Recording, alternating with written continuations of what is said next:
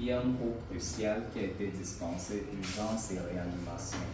Il est question que chaque étudiant ait quand même les automatismes de base, ne serait-ce que le massage cardiaque externe, pour que s'ils sont témoins ou s'ils ont en leur présence quelqu'un qui fait un arrêt cardiaque, un arrêt respiratoire ou une détresse respiratoire, ils soient capables d'agir promptement. Donc nous avons commencé par faire le cours théorique, il a été achevé et là maintenant nous sommes à la phase pratique. Nous allons procéder. Ce sont les étudiants de quoi? Ici présentement c'est SBL, c'est pour les L2. Donc j'ai réparti plusieurs cours. Tous les cours passeront. Oui, c'est un cours qui est en commun. Okay. Donc toutes les spécialités vont passer. Là c'est le premier cours de SBL. Le deuxième est juste après, ensuite RIM, RIM 1, RIM 2. Donc on va procéder en 3 étapes. Ils sont premièrement en train de visualiser un certain nombre de vidéos. Il y a des vidéos de tous les processus parce que le cours a été fait. Mais l'avantage c'est que la vidéo, elle est un peu plus synthétique. Ils écoutent ce qui est dit, ils vont voir ce qui est fait. Ça c'est la première étape. À la deuxième étape, on va passer par la projection d'un certain nombre de planches.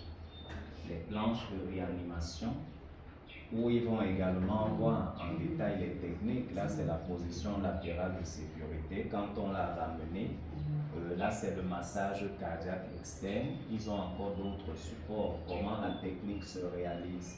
Et à la troisième étape, on va passer sur le mannequin. Ça, c'est un mannequin qui mime les paramètres physiologiques d'un être humain.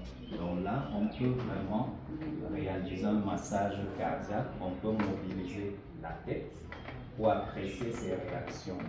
Et lorsque on fait le massage cardiaque externe, ce n'est pas positif, il faut qu'on passe donc à l'appareillage. Et ici, on a tout le dispositif. Là, on l'appelle généralement la CPAP. C'est un oxymètre, mais qui est un peu moins perfectionné que celui-ci. Tous sont fonctionnels. Donc là, je l'ai mis par exemple en marche. Ici, c'est l'humidificateur.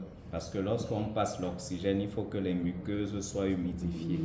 Sinon, ça va léser le patient. Donc là, c'est l'humidificateur. Là, c'est l'appareil qui est en marche. Ici, c'est l'appareil d'oxygène qui est aussi en marche. Lorsque je vais le calibrer, on va voir comment l'oxygène sortira de temps en temps.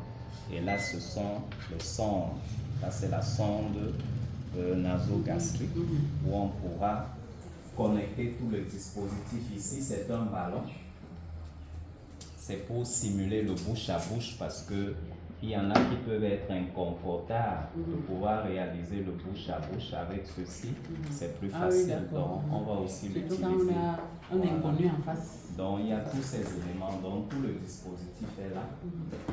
Ça, c'est peut-être difficile de tout transporter, mais je suis parvenu.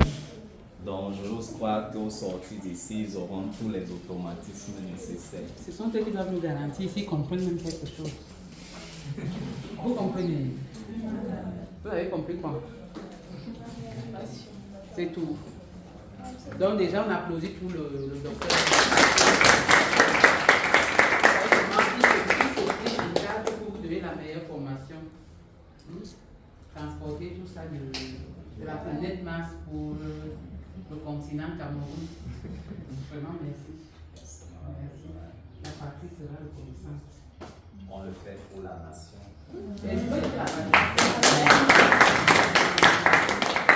profiter au maximum, mais parce que ce n'est pas tous les jours qu'on a les enseignants aussi dévoués. Donc, on va encore dire bien sûr sur l'État qui a permis qu'il parte de droit là. Bon, peut-être alors.